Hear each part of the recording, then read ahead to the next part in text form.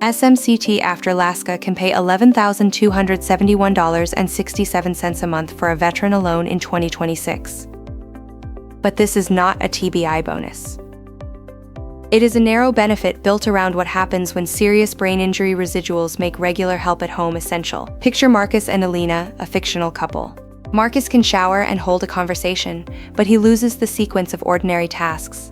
Alina redirects an unsafe stove, prompts medication, and checks the door after he becomes disoriented. The care is real even when it does not look clinical. After the precedential Laska decision, the clean way to understand SMC-T is with 3 questions.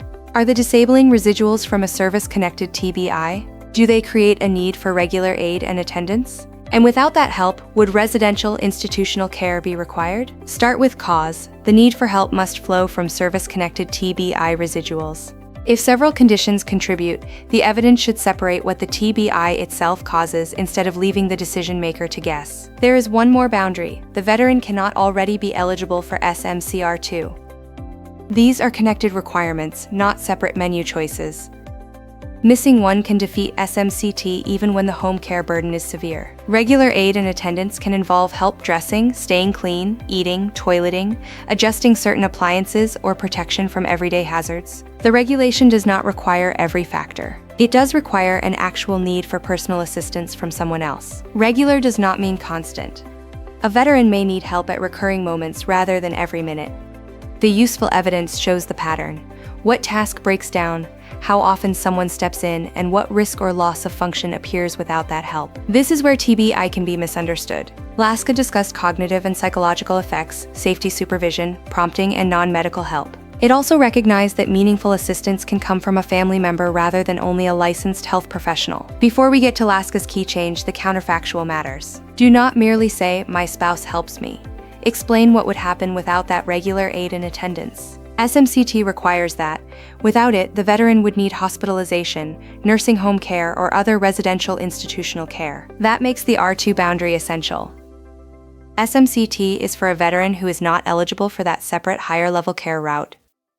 The 2 rates share the same veteran alone dollar figure in the 2026 table, but their eligibility paths are not interchangeable. Now the legal twist. On September 6, 2024, the Court of Appeals for Veterans Claims issued Laska versus McDonough. The dispute was whether SMC-T also required the licensed, daily higher level of care used for R2. The current Electronic Code of Federal Regulations still displays that extra hurdle in Section 3.352, subsection B2. It says TBI residuals must require higher level care beyond regular aid and attendance, including daily personal health care services by a licensed person or under licensed supervision. Laska set that subsection aside as invalid. The court held that Congress specified regular aid and attendance for SMC-T, not R2's licensed higher level care standard. That matters for families providing supervision, prompting, and other non-medical help at home, but remove only that improper hurdle.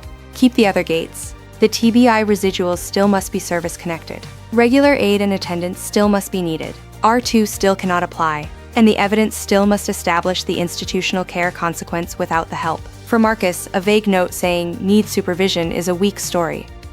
A useful record describes the failed task, Elena's response, the frequency, the TBI symptom causing the breakdown, and the likely consequence if no one were present. Build one connected packet. A medical explanation tying the need to service-connected TBI residuals, Form 21-2680 or equivalent examination evidence, a caregiver log with specific repeated examples, and an opinion addressing why institutional care would be needed without assistance. Because the live regulation still prints language the court set aside, this is a strong case for accredited review. A VSO representative can provide claim help free. Bring the decision, the care evidence, and the exact Laska issue rather than asking for a generic SMC check. So keep the rate in context. That 2026 figure is the total monthly SMC-T rate for a veteran alone, effective December 1st, 2025. It is not an add-on to another full compensation payment, and dependent status changes the table. My recommendation is to document the daily reality before you argue the legal label. Laska removed one licensed care barrier, but a complete record still has to connect service-connected residuals, regular help at home, and the institutional care that would be required without it. The one line to keep: one hurdle fell, not the full SMC-T test. If this kind of source benefits breakdown helps your household, subscribe to the VA Benefit series. Share this with the person who sees the daily TBI care that a medical chart can miss, because their specific examples may complete the story. Last question. If someone read 7 ordinary days in your household, would they understand exactly what help occurs, why the TBI causes it, and what becomes unsafe or impossible when that help disappears? That is the daily reality your evidence has to make visible. Until next time, take care.